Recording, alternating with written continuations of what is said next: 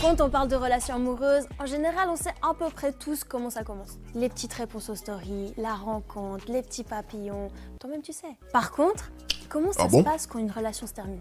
Eh bien, pour cette nouvelle expérience, on a réuni des ex qui vont se revoir et revenir pour la première fois sur leur rupture. Mais juste avant, et pour que vous les connaissiez un peu mieux, on leur a posé quelques questions sur leur relation. Enfin, un va répondre et l'autre va tout entendre et réagir.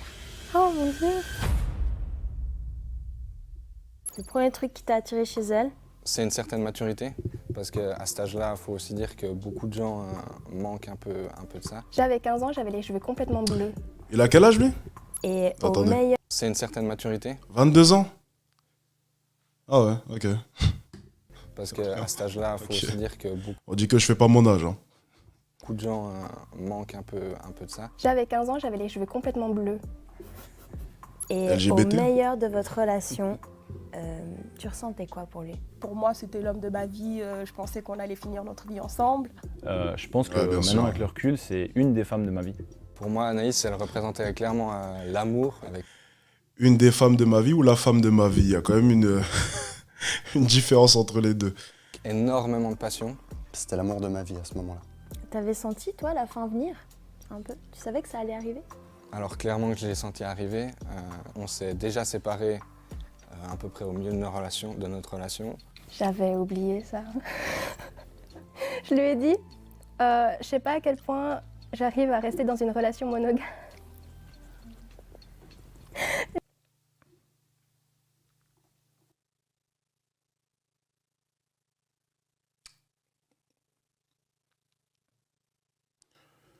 Ok.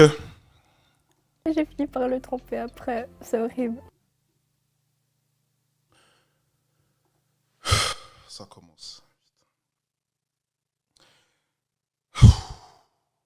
Ok. On va essayer de garder notre sérieux pour l'instant.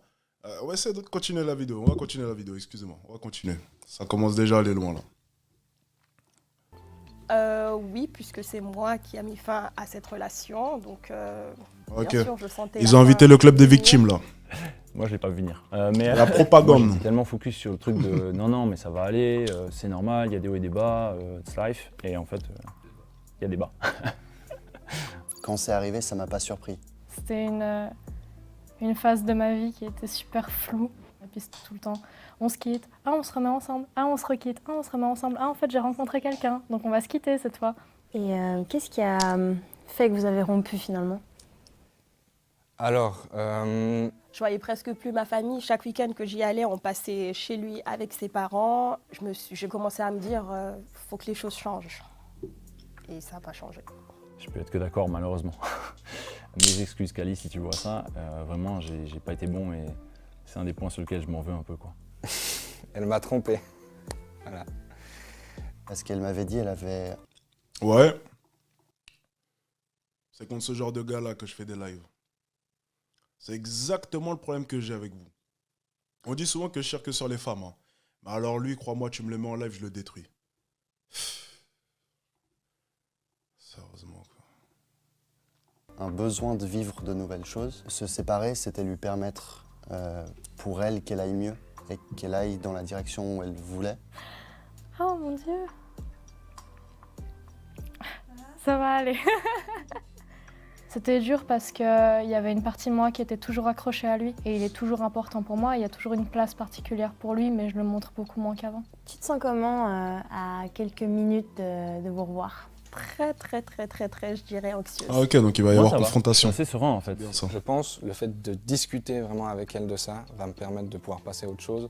Je m'attendais pas que ça l'affectait encore aujourd'hui à ce point. Mais c'est vrai que du coup, on n'a jamais eu l'occasion de se poser les deux et juste de parler de ça.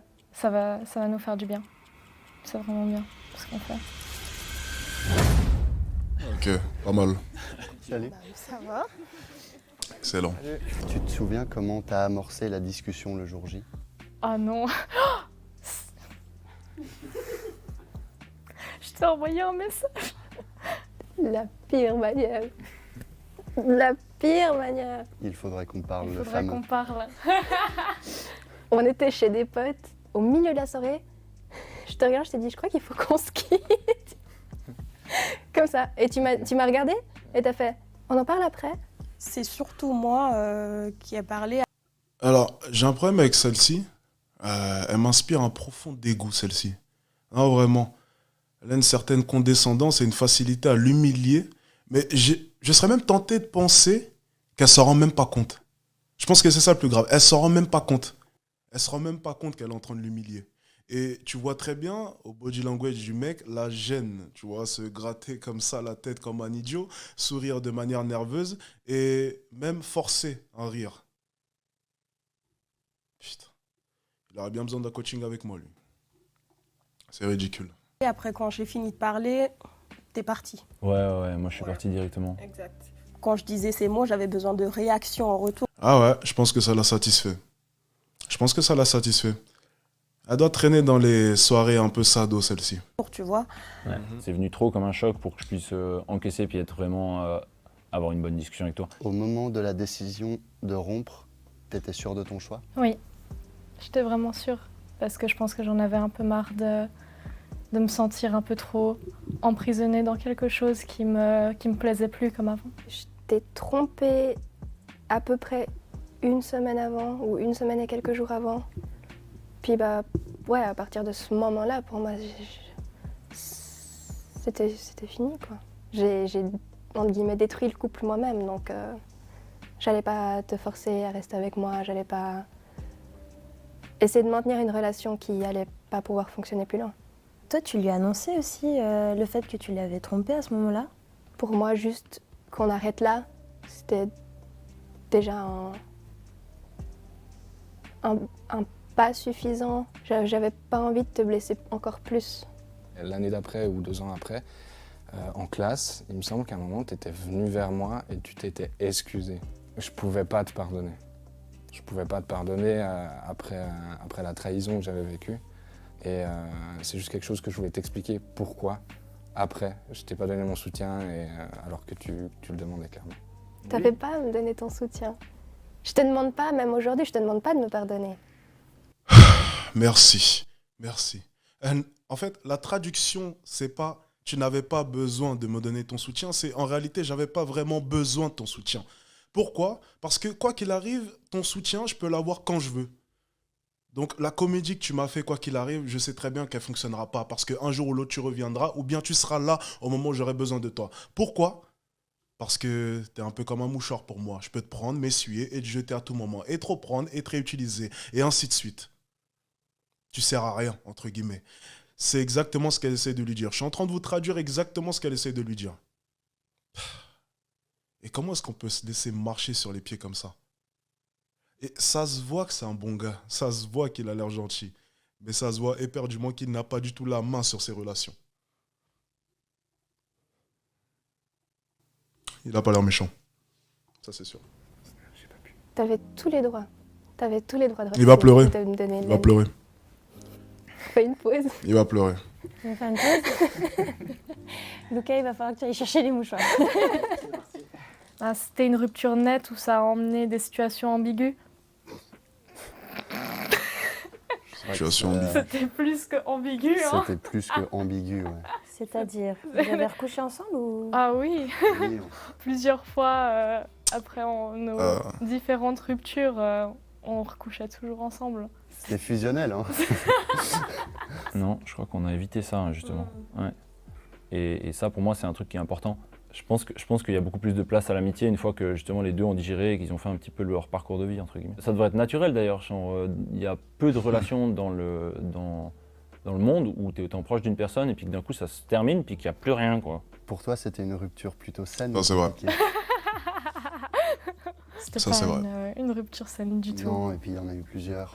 Ouais, c'était à chaque fois on revenait au même point en fait. C'est tout le temps moi qui revenais vers toi. Tout le temps je t'envoyais des messages et puis après toi du coup tu revenais, tu t'accrochais encore plus à moi. Mais je sais que j'ai beaucoup tiré la corde parce que je voulais pas que tu rencontres d'autres personnes, je voulais pas que tu vois d'autres personnes, je voulais que tu penses qu'à moi et que ce soit que moi dans cette relation et même après. Le jour de la rupture, tu étais encore amoureuse de moi? Oui. Oui, de très très long. Pendant longtemps. Pendant longtemps encore après. Ouais.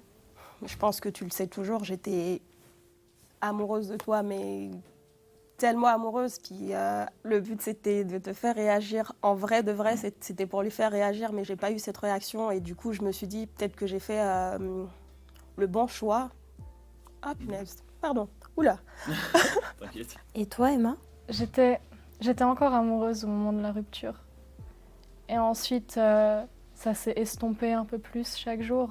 Ce qui est assez fort, c'est que vous dites que vous étiez amoureux encore. Du coup, pourquoi est-ce que vous vous êtes quittés? Je pouvais plus. Ouais. Je pouvais plus me voir dans une relation avec toi. Il fallait que je rencontre d'autres personnes et puis que je puisse grandir avec d'autres personnes de mon côté parce que j'avais pas envie de rester toujours la même Emma de quand j'avais 16 ans. Je pense que d'une certaine manière, j'ai jamais arrêté de t'aimer. Après, je pense que cet amour, il a plus évolué. Ah non. Elle se fout de la gueule du monde, celle-là, c'est pas possible. Elle est totalement dans le déni, celle-ci. Hein. C'est complètement platonique. C'est juste, pour moi, t'auras toujours ta place dans mon cœur. Qui a le plus morflé après la rupture, toi ou moi? C'est le mec, toujours. C'est moi. Voilà, tous les mecs, que des mecs. J'ai beaucoup pleuré. Que ce soit auprès de mes potes ou auprès de mes parents. J'ai aussi pleuré, c'est normal. Je pense énormément même, pleurer plus que tout. Moi, j'étais déjà avec quelqu'un d'autre après. Ouais, voilà. C'était justement cette envie-là de voir autre chose. Mais c'est toi qui as le plus souffert et je le sais. Voilà. Parce qu'on me l'a... On appelle ça de la propagande, mais bon, on dira rien. Sélectionner des gars totalement bancals qui ne savent même pas gérer leur relation. Et là, ce qu'elle essaye de lui avouer à demi-mot, c'est que pendant notre relation, ou à la fin de notre relation, je parlais et je voyais déjà un autre. Elle vient d'avouer indirectement qu'elle l'a trompé. C'est aussi simple que ça.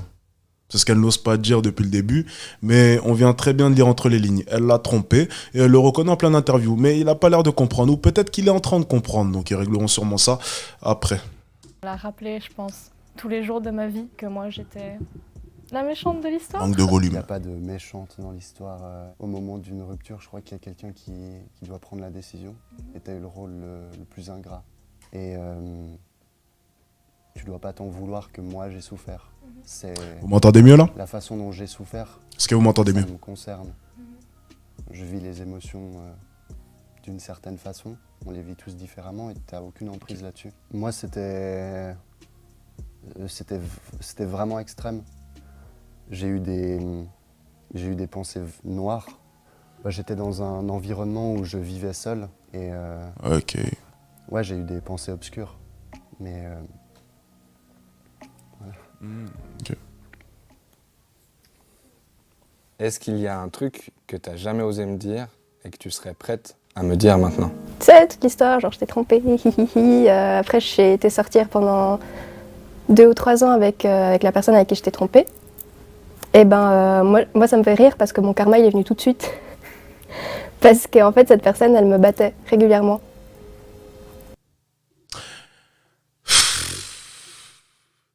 Abandonner un mec bien pour partir avec le premier connard qu'elle trouvera. Voilà le schéma classique des femmes.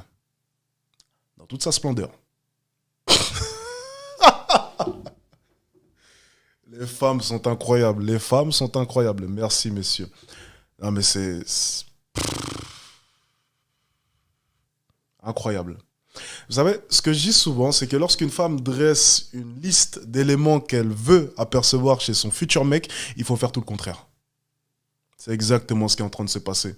Elle a quitté un homme qui serait prêt peut-être à donner sa vie pour elle, au vu de ce que je vois, pour un homme qui en avait totalement rien à foutre.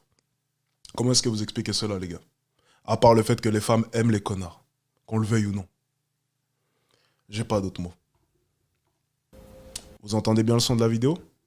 Je te l'ai pas dit parce que je t'avais déjà fait assez de mal, j'avais pas envie de me prendre pour la victime encore derrière. T'avais pas à vivre ça encore. Donc voilà. Heureusement, ça serait vraiment culotté de venir te plaindre auprès de lui quand même. Ça serait vraiment culotté. Mais bon, ça t'a quand même effleuré l'esprit. Ça te prouve quand même le niveau de respect que tu lui donnes. Mais bon, passons. Passons pour celle-ci. Je me souviens qu'une fois, tu l'avais pas dit clairement, mais tu l'avais sous-entendu. Et Je me souviens.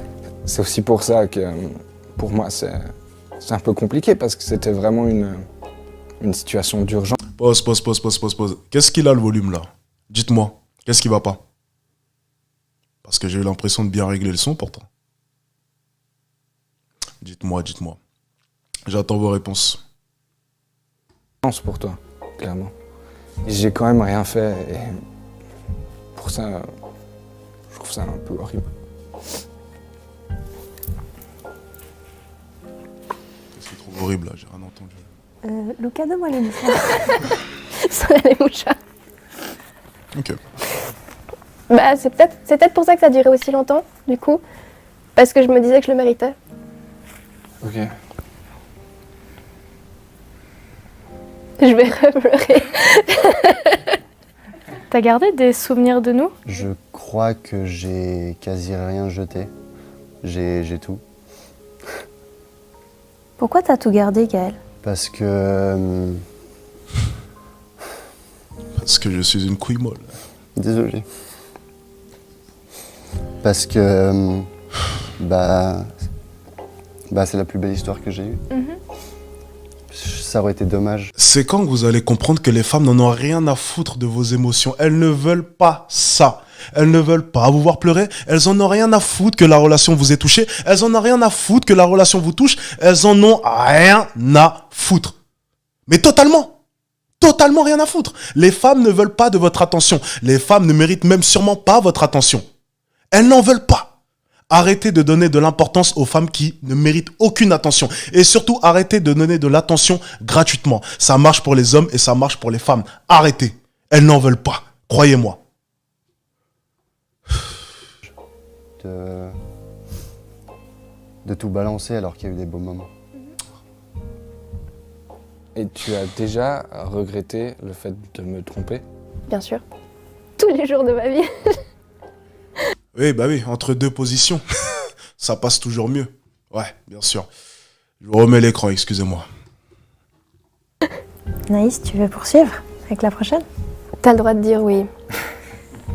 Après tout ce temps, tu me veux encore de quelque chose. Ah non, je t'ai pardonné. Oui, je pourrais pas dire non. Mais on a une autre relation maintenant. Et je pense que moi, j'ai vraiment envie de me concentrer là-dessus.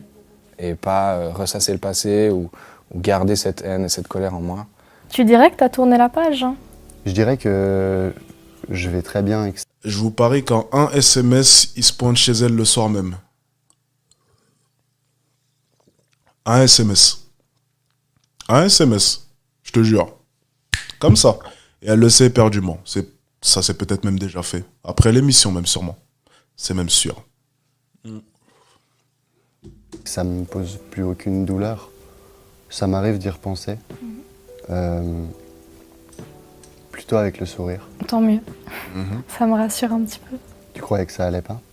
Non, alors maintenant, oui, mais en tout cas, il y a une année, j'en étais pas sûre. Je suis en train de la tourner parce qu'avant, on n'en a pas discuté. De un, et de deux, ça ressort toujours dans mes relations. Par rapport à la confiance donc, et à la trahison. Oui, clair, absolument. c'est net. Aujourd'hui, j'ai retrouvé l'amour. On va se marier. Ah ouais? Oui, je suis fiancée. Oh, let's go.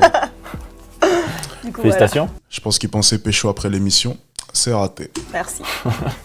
Aujourd'hui, est-ce que tu as encore des sentiments pour moi? Beaucoup.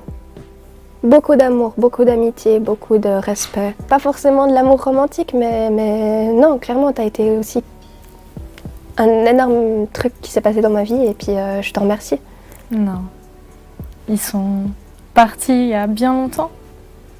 Ça fait un petit moment qu'ils sont plus là et ça m'a fait du bien d'ailleurs quand ils sont partis. Elles en ont rien à foutre. Toi, c'est Gaël, est-ce que incroyable. t'as encore des sentiments amoureux pour... Va-t-il mentir? Pas amoureux. C'est assez particulier. Allez, je dirais. Gaël, arrête de mentir, allez.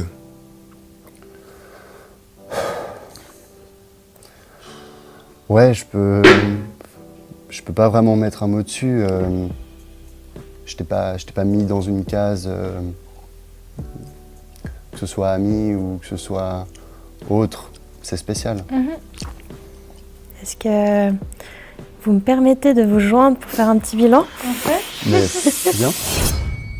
Oh. C'est quoi, une analyse? Pas mal. On va voir un peu. Alors, c'est l'observatrice. Vous êtes prêts à faire un petit bilan les trois? C'est quoi un petit peu votre mood après cette expérience? Personnellement, je me sens comme une merde. Très allégé. Je me sens bien. Ouais. Je me sens mieux. C'est vrai qu'après avoir chié, on se sent mieux. Cool. Mieux, c'est vrai? Ouais, vraiment. Pourquoi vous avez accepté cette rencontre et cette confrontation? Je trouvais ça super intéressant parce que c'est hyper profond, il y a très peu de personnes qui en parlent. Même des fois, entre potes, on n'exprime pas tout. Et je pense que c'est chouette de montrer aux gens qu'on peut avoir une relation amicale après une rupture douloureuse en plus. Pour vous, cette relation et même cette rupture, ça vous a changé? Vis-à-vis des futurs couples que j'ai eus, ça m'a fait beaucoup réfléchir à chaque fois. Quand j'avais un problème, j'allais discuter tout de suite. Ah oui. Complètement. Ouais. Ça m'a énormément solidifié. J'ai l'impression d'être un peu immunisé contre... La souffrance. Un peu. Ouais. Si c'était à refaire, est-ce que vous changeriez quelque chose dans la manière dont vous êtes quittés? La manière dont ça a été amorcé, notre rupture, j'aurais voulu que ce soit différent. Parce que j'aurais voulu en fait qu'on ait une réelle discussion plutôt que tous les deux en fait on s'est pas crié dessus, hein, mais qu'on a tout fait sortir d'un coup et puis qu'on s'est mis à pleurer. J'aurais essayé de discuter plus, de lui faire comprendre mes besoins que de faire ma tête de mule et de prendre ma décision et basta. C'est comme ça, on était jeunes, on a fait nos décisions, on a fait nos choses. Je suis plus ok avec comment ça s'est passé en fait actuellement. J'ai le droit de dire ne pas le tromper. De mon côté, je dirais être peut-être plus franc envers moi-même et dialoguer en fait avec la personne. Tiens, c'est intéressant ce qu'il vient de dire. de- C'est intéressant ce qu'il vient de dire. Être plus franc avec moi-même. Alors là, il faut lire entre les lignes. Qu'est-ce qu'il essaie de dire par là? Alors, il y a plusieurs interprétations qui peuvent être possibles, mais je vais répondre à sa place. Ce qu'il essaie simplement de se faire comprendre, parce que j'ai même pas l'impression qu'il se comprenne lui-même, c'est arrêter de faire semblant de ne pas voir les évidences. En l'occurrence, il avait forcément des précurseurs dans sa relation qui pouvaient lui indiquer qu'elle le trompait. Et je pense même qu'au fond de lui, il savait éperdument qu'elle le trompait. Et je suis même sûr qu'il sait éperdument qu'elle ne l'a pas trompé qu'une seule fois. Ça, il le savait. Il savait aussi une chose, c'est que dans son couple, la personne qui aimait le plus, c'était lui. Et ça, il ne le voyait pas. Il le sait au fond de lui, il le sait, il ne le reconnaît peut-être pas, mais c'est exactement ce qu'il essaye de se dire. Ne pas se mentir à soi-même. Voir la vérité en face. Cette chose, aussi simple que cela, enfin, aussi simple que ça peut paraître, parce que c'est pas si simple que ça, c'est déjà un grand pas vers le progrès. Ok? Déjà dans un premier temps, avouez-vous les choses, arrêtez de vous voiler la face. de s'imaginer des choses dans la tête et de rester accroché dessus. En fait. Les amis, après ces 3 histoires, j'aimerais bien entendre la vôtre. Je vous ai mis en description les questions de ce face-à-face. Choisissez celle qui vous parle et répondez-y en commentaire. Je compte sur vous pour vous abonner à la chaîne de Tataki. On est bientôt 250 000, c'est trop lourd. Likez, envoyez cette vidéo à votre ex et moi je vous retrouve dans un prochain épisode. Bye. Ok, c'était pas mal. C'était pas mal. Écoutez, là, pour le coup, on a eu affaire à une belle brochette d'hommes. Hein. Ça, c'était des hommes avec des petits H. Bon, en l'occurrence, je leur en veux pas, tu vois. Ça vient simplement d'une mauvaise compréhension de la psychologie féminine. C'est cruel de voir à quel point est-ce que tout est vrai. Les femmes aiment réellement les connards et les femmes ne méritent pas tant d'attention que cela. La plupart des problèmes que peuvent faire les hommes, c'est donner trop d'intention aux femmes qu'ils vont rencontrer. Et on le voit, mais de manière parfaite avec cet exemple. On voit simplement 3 mecs, ou 4, je ne sais plus exactement, c'était 3 hommes. 3 hommes qui, durant leur relation, ont donné beaucoup trop d'importance aux femmes qu'ils ont rencontrées. Ok? Ça, c'est la pire erreur que vous pouvez faire. Il faut savoir jauger. Elle doit mériter l'attention que vous lui donnez. Elle doit sentir que c'est quelque chose de précieux. Ça doit être précieux à ses yeux. Ok?